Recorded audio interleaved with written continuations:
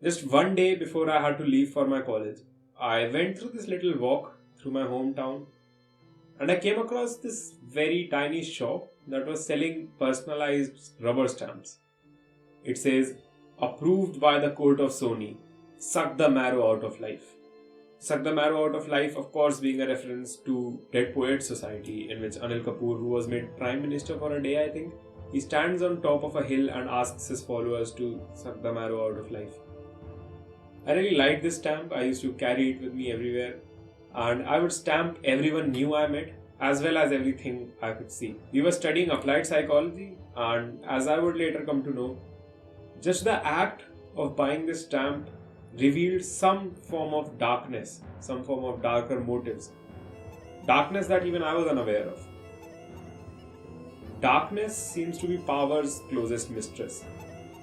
When Piyush Mishra sings about how the lust for power was bringing all of this bloodshed in his city, in Gulal, he was singing how all of it was happening in the dark of the night, when everyone else seemed to be asleep.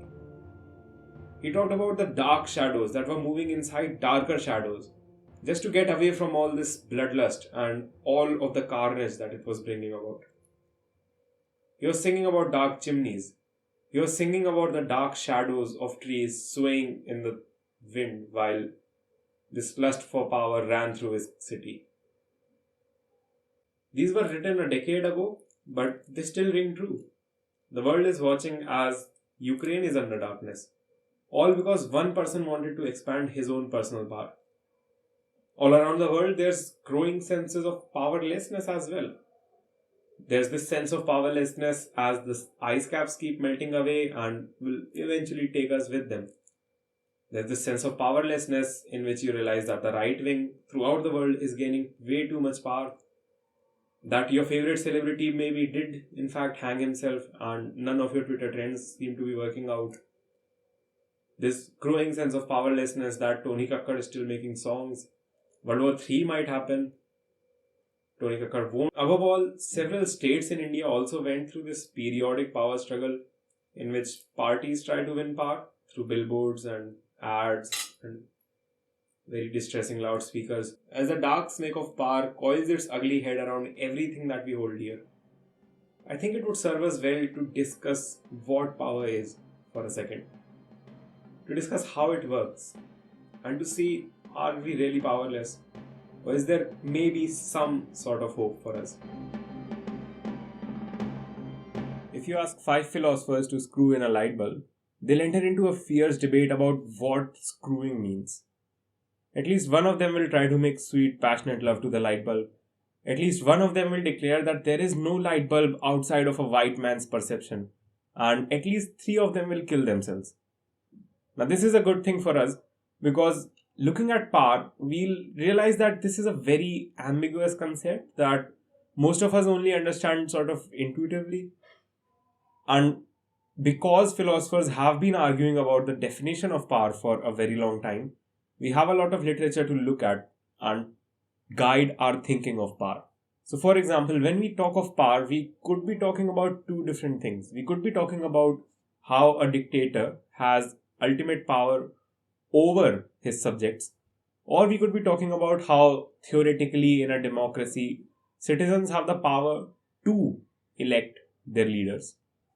When Gabbar Singh wanted to loot a village, he could just ask one of his henchmen to go and do so, and in that way he had ultimate power over the people in his gang. Further, the gang, including Gabbar, the entire gang had ultimate power to pillage a village without any legal consequences of it. They were not just acting alone, but they were acting as a group in concert in order to achieve some goal that served all of them.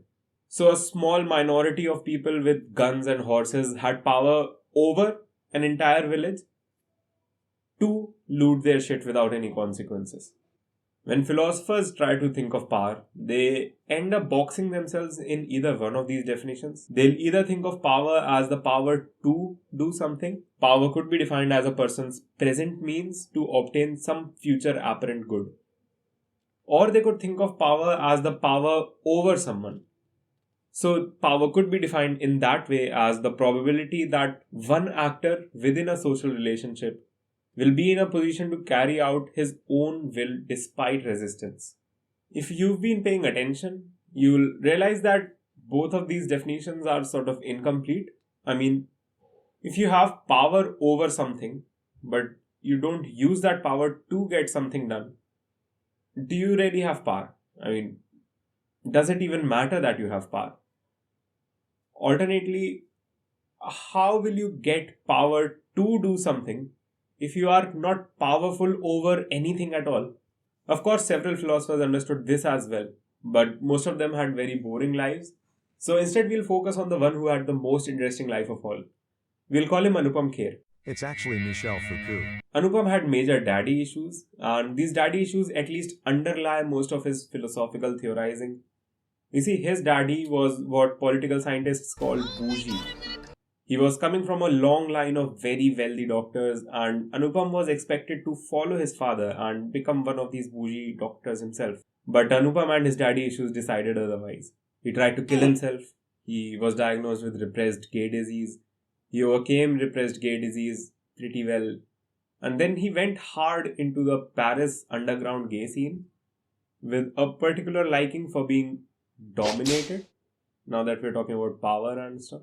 Anupam's great insight was that power should be defined in both terms. He understood power as power over something, but then he defined that power as the power to get something done. Another very fascinating question is, who has power? I mean, is it individuals or groups that exercise their power? Is it just that? Or is it just the systems of society? Is it real estate, stock market, the prison system, the courts? Are the systems in power or are individuals? Perfection of a kind was what he was after. And the poetry he invented was easy to understand. He knew human folly like the back of his hand, and he was greatly interested in armies and fleets. When he laughed, respectable senators burst out with laughter. And when he cried, the little children died in the streets. Ask anyone in my kingdom, I love domination. Ask Michel Foucault about it. But yeah, let's get back to the boring philosophy for now. There are people who believe that only individuals exercise power. So for example, when Gabbar Singh cut off the hands of Thakur without any legal consequences at all, these philosophers would say that Gabbar was able to do so because he was individually powerful, and it was not because of any systemic issues that we might be unable to see. When I was in class 9, I really hated this one guy called Dyer, and then there was a play, and since I was the one of the tallest people in the class and I was a very good boy that the teachers liked, I got to play General Dyer in the play. I was almost forced to do it. So I stood there on the stage and I held a gun in my hand and I yelled, shoot, shoot, shoot. By 1919, the British, of course, were firmly in power, and they suppressed any sort of nationalist independent movement that was trying to urge people to get back control of their destiny. Two such nationalist leaders were Satyapal and Saifuddin Kichlu, who were growing in their popularity and in their criticism of the British. So when the British arrested them over some bullshit reasons, of course people were very angry. They were so angry, in fact, that 20,000 of them gathered in this beautiful park in Amritsar to protest against this very peacefully. They were not causing any damage, they were not burning down any buildings. Most of them were pious Sikhs who were just returning from Golden Temple. Many of them were women, many of them were old people, too old to work, many of them were young children, too young to work. But a certain Reginald Dyer was very angry and very threatened by this apparently. He ordered his troops to surround the entire park. He ordered his troops to block the exits, which were pretty narrow to begin with. And then he ordered his troops to shoot at the crowd. They opened fire, and as the crowd ran everywhere in chaos, Dyer's specific instructions were to shoot wherever the crowd was the thickest. Thousands of people died since they were shot at. Several were trampled by this stampede that ensued when people tried to just escape from this park. Many people jumped into a well and they drowned there in the thick of the bodies. There was a curfew in Amritsar, but Dyer extended that curfew to ensure that nobody could go and help the dead or the injured. Drunk racist Winston Churchill told the British Parliament that about 400 people had died, just 400. Dyer was celebrated by British politicians and British media as somebody who had taken a very hard decision and did what needed to be done to solve this growing problem in Amritsar. And the dead remained dead. Which is good work, Dyer. I really hope it compensated for your tiny piece. Just like Gabbar, Dyer was powerful because of the domination that his gang enjoyed over the common folk. His gang, of course, being the British people who were in India at that time. What's fascinating, again, is who was actually dominating here? I mean, was it Gabbar Singh or was it his entire gang that allowed for this domination to happen? Was it the British Empire or was it General Dyer alone who allowed Jallianwala Bagh to happen? When a group of boys wearing saffron scarves harassed a young girl wearing her hijab, were they acting alone as very powerful individuals? Were they acting as members of one very powerful group? Or were the boys themselves being dominated? The first option is the easiest to get. The boys were physically stronger than the girl they harassed, so maybe that is what allowed them to do it. They maybe even were socially or just locally more powerful than her. General Dyer was a seasoned brigadier. He could have killed a bunch of people without the backing of an empire or without his troops for that matter.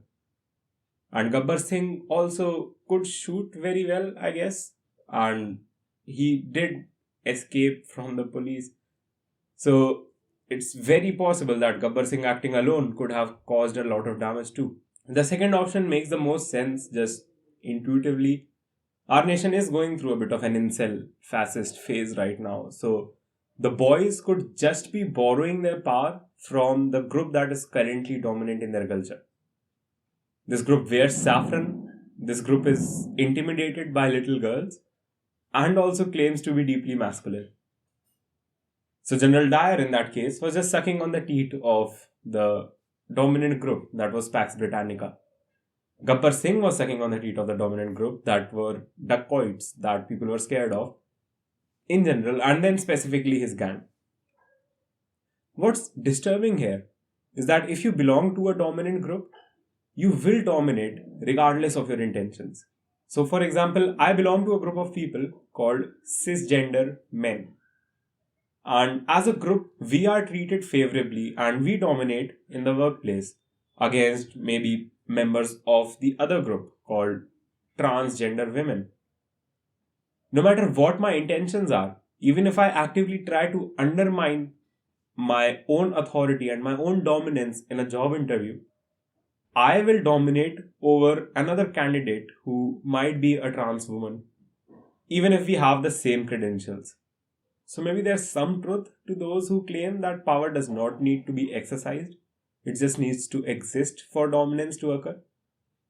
I do not need to intentionally exercise my power over trans women in the workplace. I'll just dominate over them just because of my belongingness to a group that is favored. The third option is probably the strangest by far. And if anybody actually made it this far into the video, this comment would be the one getting me cancelled. The brave liberals of Indian Twitter have all stated that these boys were the dominant wrong force. How could they be the ones getting dominated? Let's get back to the insights of Anupam Kher again and see how ideology alone can dominate someone. I started my first real job when I was 16 years old. I used to make these cringy little posters for a local pizza shop, and then they used to post it on their Instagram. One of them did pretty well actually, it got like 100 comments or something. But anyway, plenty of people work at that age for financial reasons, but I wasn't facing any financial hardship as such that could have pushed me towards this direction. The only reason I did it was because I deeply felt like a slacker for not making money. I had just read Steve Jobs' biography earlier that year, I think. And in that biography, I learned that he had purchased his own second-hand car with the money that he had earned by the time that he was 16. And here I was, 16 years old. I was only reading books and going to school. I mean, did I really not want to be as good of a person as Steve Jobs? Some philosophers would say that I was being dominated by the ideology of American capitalism, and I think I would agree with that. Even today, I do not feel any sense of self worth if I do not work very hard or if I'm not constantly working on something. Back then, and even today, I don't know what I would form my identity around if it was not around my work, which is not very healthy, I guess. So I was being actively dominated by this American capitalist ideology. And then I used to actively feel better than everyone else in my school because they were not making money. And I used to flex on my friends that I was making actual real world money.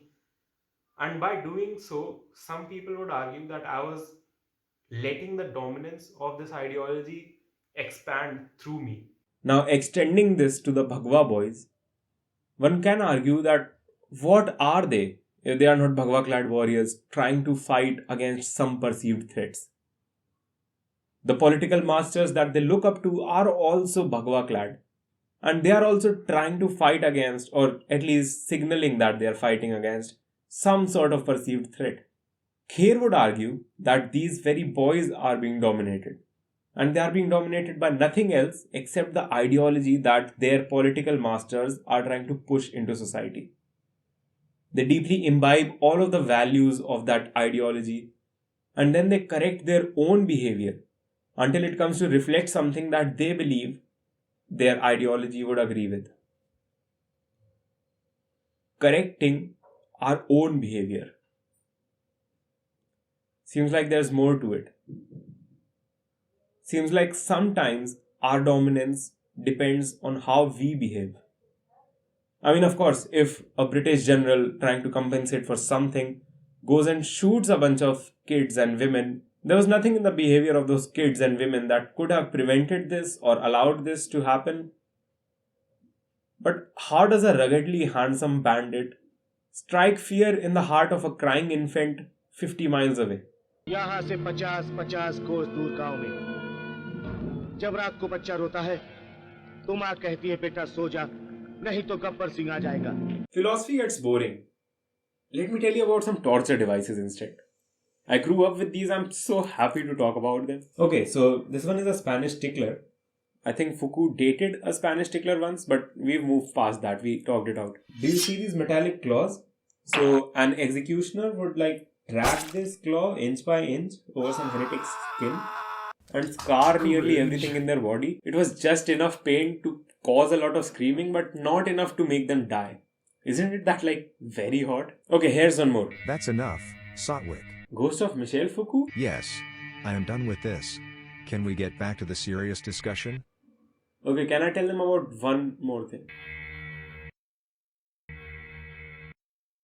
Fine, but it has to be the one I discussed. And let Satyuga do it. Fine. The Panopticon is Jeremy Bentham's hypothetical prison. It's a circular prison with the cells built into the circular wall, and at the dead center of this circle is a tower where sits just one security guard. The prison's design would allow the guard to see inside any cell whenever he pleases. And from each cell you can see that there is a surveillance tower present, but you don't know what's happening inside of it. So at any point you could be under watch, and you'll never know. Bentham proposed that this was the ideal prison because since there was this constant threat of being watched, the inmates will regulate their own behavior. I mean, you don't even need to have a guard present inside the tower because you can't see what's inside anyway. Just the threat of a guard could be enough to keep all of the inmates under check. Bentham, understandably, was very proud of the Panopticon. He thought that since violence has been removed, this was almost a more efficient, almost a more humane way of imprisoning people. Anupam's insight was that, yeah, sure, physical violence has been removed, but the violence has been made structural. The power of the prison pervades through every aspect of the inmate's life, and they cannot do anything without the fear of being watched. In this way, this is a form of violence, and this form of violence is more efficient than whips and chains. Whips and chains. What Bentham and other philosophers would eventually ask is why stop there? I mean, if the Panopticon is so damn good at regulating people's own behavior, why limit it to a prison? Why not build a factory that works as a Panopticon, for example? I mean, if all the workers are under the constant threat of surveillance, wouldn't they be at their most efficient, best behavior? Let's take it even further. Let's make it more abstract. Why not build a culture, a society that essentially serves as a Panopticon? Are you currently in power? And would you like to hold on to this power? Well, yeah, just tell everyone that they are constantly being watched and remind everyone that if they do not align with your ideology, they would get publicly ostracized, shamed, removed from their communities, or jailed. People would regulate their own behaviors in that scenario as well. Anupam also realized that while Jeremy Bentham's Panopticon was this hypothetical thought experiment, we live in a society that's essentially a Panopticon. When those saffron-clad boys harassed the girl wearing the hijab, they were doing so under the influence, under the dominance of an ideology sitting in the tower, keeping a look at them. And then further, by establishing their own self-worth and their own sense of self under this ideological tower, they were further expanding its presence, its dominance, its power. Anupam would even argue that by harassing the girl, they are reminding her that a tower is present and that the tower does not generally like hijabs. You could wear a hijab all you want, but someday the tower might look at you. It would just happen randomly someday, and you would never know if you are being watched because you are sitting in a dark cell. You are in darkness, and as Piyush Mishra rightly reminded us, darkness is power's favorite mistress.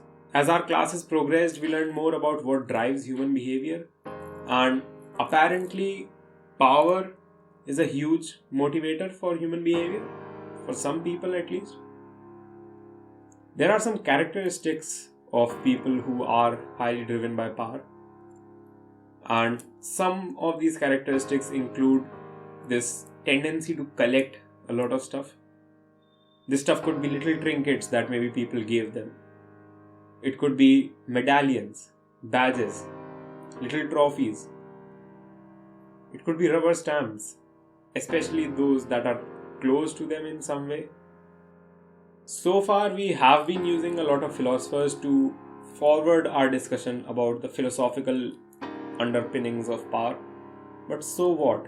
I mean, yeah, sure, you understand now how some form of power works. You can build a very beautiful philosophical mind palace that answers everything about power, but what then? How does that translate into the real world? Twitter threads don't really bring about the cultural revolution, I think, that most people believe they could. How will you stop old kings from suppressing you people? How will you stop your brothers from being brainwashed by the ideology of the oppressor? What can you do? Your forefathers were under a lot of pressure from very powerful people, white people. What did they do? Okay, stay with me for this one. I do not condone burning buildings, mostly. I do not condone killing your own parents, mostly. And sometimes I don't even want to live like Mad Max. Hell, I don't even think that dismantling all government authority would be nice. I mean, that all of those things would be quite scary actually. What I want to talk about, and what people like Gandhi and Bhagat Singh both found quite appealing actually, what influenced their whole philosophy, is the kind of anarchism which is a political philosophy in which you question all forms of power. Essentially, it boils down to this. First, harshly criticize anyone in power, be it Stalin, Modi, Nehru, Putin. Harshly criticize any systems of power, be it capitalism, socialism, stock market, national borders, and then only allow those systems and those people to stay in power whose power is absolutely justifiable and it's just big enough. If the power is not serving some greater good for those it rules over, anarchists would want to dismantle the entire power structure. If the power is serving some good, but it is unjustifiably powerful, anarchists would say, hey, let's decrease it a bit. If the power is just big enough to serve the greater good of people and just small enough so that it does not become tyrannical, anarchists would then find it reasonable and allow it to exist. General Dyer's little mood swing wasn't an isolated event in an otherwise fair and glorious British rule over India. In fact, over the 200 years that they spent here, they stole about 45 trillion American dollars worth of value from India. There was the Bengal silly mistake of 1943, during which millions of Bengalis died of famine, during which they could not afford any food, any medicine, they had no access to money. This racist drunkard watched with glee as the social fabric of Bengal was torn apart, and people died in the millions, and families disintegrated, and then he went and scored good boy points for criticizing Hitler for killing an equal amount of people.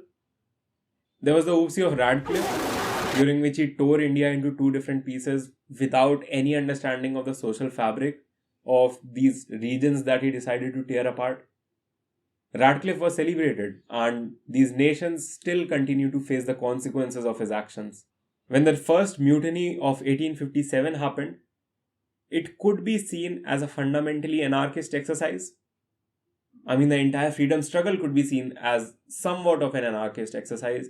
It wasn't purely anarchist because they still maintained the social structures and the power structures of class, caste, gender, but it was essentially an indigenous population fighting against the tyranny of an invader.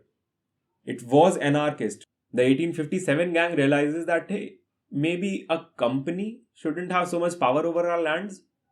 So they go out and attempt to dismantle this unfair authority, an anarchist exercise. When Udham Singh assassinated Dwyer, he was committing an act of anarchy against this unjustifiable authority that allowed the Jallianwala Bagh massacre to go on. Anarchists would even say that Purn Swaraj was an anarchist statement in its own right, not just against the tyranny of the British government that was ruling over us at that time, but against all forms of government that rely on coercion and systemic violence for their power. Gandhi envisioned it as this bottoms up approach where people and communities would rule over themselves and not require any forms of systemic violence for their rule to happen. Gandhi himself was deeply influenced by Leo Tolstoy, who was a Christian anarchist. Writing against all forms of power and tyranny, he says, "The state represents violence in a concentrated and organized form. The individual has a soul, but as the state is a soulless machine, it can never be weaned from violence to which it owes its very existence." Now, I hate to be one of those ancient India people, but anarchists even argue that Satyuga, the stateless society that is mentioned in our scriptures, that is an anarchist utopia as well. No panopticons in sight, no one ruling over anyone else. That is anarchy. They ask you how you are, you just have to say that you're fine. And now that we have accidentally brought up Hindu scriptures, I think it would be a missed opportunity to not talk about those currently in power. Many would argue that as once did the whites, so are now doing the browns. Populism is rising, and the people in power, groups in power, communities in power, they rely on systemic coercion for their power to stay with them. Maybe what we need after all is more anarchists again in this country. All political parties are out to look after their own groups. Maybe we need more anarchist philosophers and less hero worshippers. If you've been paying attention, you'll realize that maybe those currently in power hold a bit too much power. Maybe enough power that would make Bhagat Singh or Udham Singh uncomfortable. All political parties have their own agendas. The Congress had an agenda when it was in power. The BJP has an agenda now that they are in power. I am no one to comment on these agendas. Maybe some of them were out looking for the good of the nation. What I want to urge you to do instead is realize that all forms of power rely on physical and systemic violence. And this violence is committed by those in power on those out of power. No matter where your political affiliations lie, I would urge you to look back at 1857 and ask yourself that when they decided to die in this battle against their own masters, were they trying to bring forth a nation in which young women would feel uncomfortable wearing their own dresses? I would urge you to realize that the only good form of power is the power you hold over yourself. Do not let yourself become a foot soldier, or worse, a keyboard warrior for anyone in power. The only good power is the power you have over yourself. The only good populist is a dead populist. And the only good dominance is the one I do over Michel Foucault. Smash that subscribe button, send this video to the hottest left-wing girl you know and the most bigoted right-wing uncle you know. Bye.